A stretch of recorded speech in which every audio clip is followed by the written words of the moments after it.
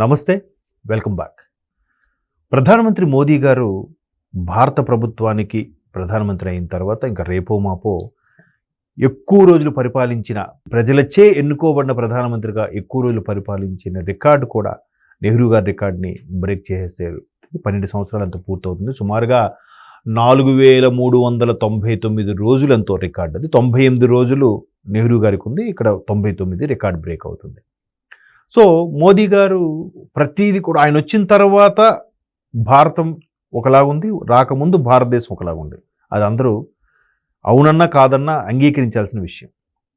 ఎందుకంటే మొన్న ఎప్పుడూ లేనిది ఆయన ఈ పశ్చిమాసియా ఇబ్బందులు, డాలర్ మారక విలువ, రూపాయి మారక విలువ పెరిగిపోవడం, యుద్ధం ప్రారంభం ముందు 84 రూపాయి విలువ, డాలర్ విలువ ఉన్న సందర్భంలో యుద్ధం ముగిసిన తర్వాత ఈ ట్రంప్ గాడి పిచ్చి పిచ్చి విధానాల తర్వాత ఈ పశ్చిమాసియా బగ్గుమన్న తర్వాత ₹95.61 ఆల్మోస్ట్ 95 అనుకోండి పని వెళ్ళిపోయింది.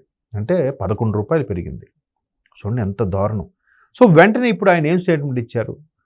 ఎల్నినో అనే కరువు ఒకటి రాబోతుంది, పశ్చిమాసియా ఇది క్రూడ్ ఆయిల్ హార్మూజ్ జలసంధి మూసేయడం, చుట్టూ తిరిగి వచ్చే క్రమంలో ఇబ్బందికరంగా ఉండడం, మరోవైపు బాంబులేషన్లు, ఇండియాకి ఎవరు ఆపమంటూనే ఆ హార్మూజ్ నుంచి విడిచిపెట్టినా కూడా చుట్టూ అమెరికా నౌకలు ఉండడం వల్ల అదొక ఆర్గ్యుమెంటు, అదొక డిస్టర్బెన్స్. మొత్తం మీద క్రూడ్ ఆయిల్ కూడా ఒక్కసారిగా పెరగడము, మనకు కూడా పెట్రోల్ రేట్లు ఒకసారి 107 నుంచి ₹115 ఎంతో పెరిగిపోయింది. ఇలాగా పక్క దేశాలతో పోల్చితే మనకు తక్కువే ఉంది బికాజ్ ఆఫ్ ప్రజెంట్ గవర్నమెంట్. ఎందుకంటే గత 4 ఏళ్లలో పెట్రోల్ ₹1 కూడా పెంచలేదు, అది అందరికీ తెలిసిన వాస్తవం. అది ఎవరు అంగీకరించరు. ఇప్పుడు పెంచాడు, ఇప్పుడు ఇదే మాట్లాడతారు. సరే, జనరల్గా తెలకాయితం అంతా వదిలేసి ఆ మచ్చను వెతికే మెంటాలిటీసే కదా అందరివి. సరే, విమర్శించారు అనుకుందాం. సరే, ఇప్పుడు ఆయన ఏం చెప్పాడు? అయ్యా, రాబోయే రోజులు గడ్డు పరిస్థితులు ఉన్నాయి. పశ్చిమాసియా ఇబ్బందులు కానీ, ప్రపంచవ్యాప్తంగా కూడా సుమారుగా 16 దేశాల మధ్య 8 రకాల యుద్ధాలు జరిగే అవకాశం ఉంది. ఏవో మన లెబనాను, ఇజ్రాయెల్, ఇరాను, అమెరికా, ఏవేవో చిన్న చితక అన్నీ కలిపి, మన పాకిస్తాను, ఇండియా, మన ఆపరేషన్ సింధు టైంలో ఇట్లాగా, అలాగే ఆఫ్ఘనిస్తాను, పాకిస్తాను, ఇట్లాంటి అన్ని రకాల పరిస్థితుల్లో ఋతుపవనాలు కూడా సరిగ్గా వర్షాభావ పరిస్థితులు ఏర్పడడం వల్ల, సరైన వర్షం పడకపోవడం వల్ల, ఎల్నినో ఎఫెక్టు అంటే పసిఫిక్ మహాసముద్రంలో నీరు తీవ్రంగా వేడి ఎక్కడం వల్ల, ఆ ఆవిరే ఇబ్బంది, ఆ ఎఫెక్ట్ వల్ల సరిగ్గా వర్షాలు కూడా పడవు. ప్రపంచవ్యాప్తంగా ఎల్నినో ఎఫెక్ట్ ఎప్పుడో 150 ఏళ్ళ తర్వాత మళ్ళీ వచ్చే అవకాశం ఉంది. ఇన్ని పరిస్థితుల్లో దయచేసి కరోనా టైంలో ఎలాగైతే ప్రజలందరూ సహకరించి ఇళ్ళకి పరిమితం అయ్యారో, ఈసారి ఇళ్ళకి పరిమితం అవ్వాలని అనుకోవట్లేదు, కానీ దుబారా ఖర్చు తగ్గించండి. అనవసరంగా విదేశ ప్రయాణాలు, ఊరికే మా నాన్న మా డబ్బులు మా ఇష్టం కదా అని పెట్రోల్ ఖర్చు పెట్టి వెళ్ళడాలు, ఊరికే బంగారం విలువలు పెరిగిపోతున్నాయని కొని పెట్టి దాచిపెట్టుకోవడాలు, ఇవన్నీ చేయడం వల్ల డిమాండ్ ఎక్కువ అవడం వల్ల ధర కూడా పెరుగుతుంది. ఎప్పుడైతే డిమాండ్ తగ్గుతుందో ధర తగ్గుతుంది. సో అందుకు బంగారం, వెండి ధరలు దయచేసి అవసరమైతే కానీ కొనొద్దు. మీ దగ్గర ఇంట్లో నిలవపెట్టు, అంటే ఒక లెక్క ప్రకారము అది ఎన్నో టన్నుల, లక్షల టన్నుల బంగారం భారతీయులు వద్దుందటండి. ఇది కూడా ప్రతిదీ జిఎస్టీ అయ్యి ఆన్లైన్ అయిన తర్వాత తెలిసిన లెక్క, అంతకుముందు తెలియని లెక్క కాదు ఇది. అంతకుముందు నుంచి ఇంకెంత ఉందో, లంకిబిందుల రూపంలోనో, పూర్వం రోజుల్లో బిస్కెట్ల రూపంలోనో, కాసుల రూపంలోనో, ఆభరణాల రూపంలోనో, లేదా దేవుడు మాన్యాలకు సంబంధించి, దేవుడు ఆభరణాలకు సంబంధించి, ఇప్పుడు పద్మనాభస్వామి ఆలయం, అనంత పద్మనాభస్వామి ఆలయం కేరళలో 6 గదుల్లో 2వ గది ఇప్పటికీ తెరవలేదు. ఈ 5 గదుల్లో చూసిన సంపద ఏ ప్రపంచ సంపద కూడా పనికిరదు దాని ముందు. వెలకట్టలేని సంపద ఉంది దాంట్లో. అందులో ఉండే వజ్ర వైఢూర్యాలు కానీ, మరకత మాణిక్యాలు కానీ, బంగారం కానీ ఏవి కూడా వెలకట్టలేమంట. అంతటి సంపద. ఇది ఎంత భారతదేశం సొంతం. అంతెందుకండి, స్వామివారి బంగారం, తిరుమల వెంకన్న స్వామివారి బంగారంని ఎస్బీఐలో డిపాజిట్ చేస్తే అది రోజుకి 10 గ్రాములు ఎంతో ఇంట్రెస్టే ఇస్తుందట. అంటే ఎంత ఉందో చూడండి. స్వామి అలంకార ప్రియుడు, దేవదేవుడు. సో అలాగా భారతీయులు బంగారు ప్రియులు ఇంత నిల్వ చేసుకుని, బాబు కాస్త ఆపండి, బ్రేక్ ఇవ్వండి, దాని విలువ తగ్గుతుంది, వాల్యూ తగ్గుతుందని చెప్పారు. సో మనం 1,65,000 10 గ్రాములు అనుకున్నది ఈరోజు 1,48,000కి వచ్చేసింది. ఒక్కసారి 10 గ్రాముల మీద 4,300 తగ్గింది. అంటే ఇంక్లూడింగ్ ట్యాక్స్ అన్ని కలిపితే 1,55,000 56 అవుతుంది అనుకోండి. కానీ వితౌట్ ట్యాక్స్లు మాత్రం 1,48,000కి పడింది. అలాగే వెండి కూడా తగ్గింది.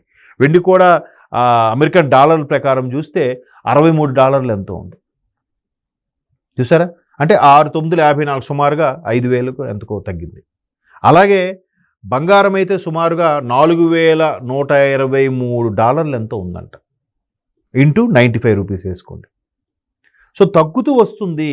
మోదీ గారు ఏదైతే పిలుపునిచ్చారో అందులో ఒక 5% మోదీ గారు మాట పాటించిన ప్రపంచంలోనే అత్యంత యువత గల దేశం, ప్రపంచంలోనే అత్యధిక జనాభా గల దేశం, ప్రపంచంలోనే అత్యధిక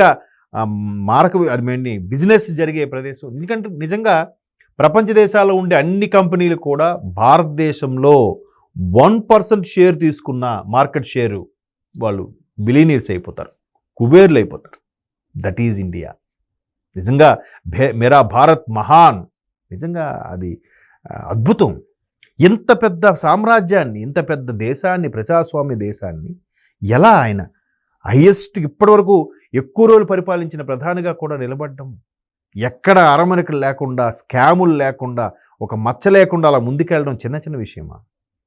సో ఈరోజు తీసుకునే నిర్ణయాలు కొన్ని రేపు క్రూడ్ ఆయిల్ కూడా ఇంకా ఇలాగ జాగ్రత్తగా పడి చేస్తే కొంతలో కొంత తగ్గచ్చు. తద్వారా రూపాయి విలువ వల్ల డాలర్ మార్క్ విలువ కాస్త తగ్గుముఖం అవుతుంది. చూసారా ఎంత ముందు చూపుతో. లేకపోతే ఎంతో ఇబ్బంది లేకపోతే ఆయన స్టేట్మెంట్ ఇవ్వడండి ఇలా అనుకుంటున్నారు. కానీ సరే ఇబ్బంది ఉంది, ఆ ఇబ్బందిని అధిగమించాలి. కరోనా టైంలో కూడా ప్రపంచ దేశాలు అందరూ పెట్రోల్ రాలినట్టు రాలిపోయారు, భారతదేశంలో తప్ప. ఎందుకు? మన ఆహారపు అలవాట్లు వేరు, మన ఉష్ణోగ్రత వేరు, మన శరీర తత్వాలు వేరు. వాళ్ళలాగా బ్రెడ్ జాము తినే బతుకులు కావు మనవి. షడ్రుచుల సమ్మేళనంతో తిరిగే బ్రతుకులు, ఎండకి ఓర్చుకొని చలికి తట్టుకొని నిలబడే శరీర తత్వాలు. సో ఇటువంటి నేపథ్యంలో కరోనాని అధిగమించిన మనం దీన్ని కూడా అధిగమించాలనే ఉద్దేశంతోనే ప్రధాని మోదీ పిలుపునిచ్చారు. తద్వారా ఒక్కొక్కటిగా తగ్గుముఖం పడుతున్నాయి. ఏదైతే అమెరికా లాంటి వాటితో విభేదించి రష్యాతో ఆయిల్ కొనడము, అమెరికాతో విభేదించి mother of all deals European కంట్రీస్తో వేసుకోవడం, ఇవన్నీ కూడా మోదీ గారు చేసే ట్రెమండస్ చేంజెస్, ట్రెమండస్ డెసిషన్లో అద్భుతాలు. సో తద్వారా బంగారం, వెండి లాంటివి తగ్గుముఖం పట్టడం, రూపాయి మారక విలువ కూడా పెరగడం డాలర్తో పోల్చితే మంచి పరిణామాలే. బట్ జాగ్రత్తగా ఉండాలి. 10 రూపాయలో రూపాయిన రేపటి కోసం దాచిపెట్టుకోండి. రేపు రాబోయే సెప్టెంబర్ నుంచి డిసెంబర్ వరకు గడ్డు పరిస్థితులు ఉంటాయని ఆర్థికవేత్తలు చెప్తున్నారు, విశ్లేషకులు చెప్తున్నారు, జ్యోతిష్య పండితులు చెప్తున్నారు, మేధావులు కూడా చెప్తున్నారు. చూద్దాం మరి ప్రపంచం ఎటువైపు తీసుకెళ్తుందో. బట్ ఇటువంటి మోదీ గారు ఇచ్చిన పిలుపు మేరకు తీసుకున్న నిర్ణయాలతో మాత్రం బంగారం, వెండి మాత్రం దారుణంగా అసలు జనకు బాగా తగ్గిందంటే 800 1000 అనుకున్నాను. చూసేసరికి ఇవాళ నిజంగా షాకు.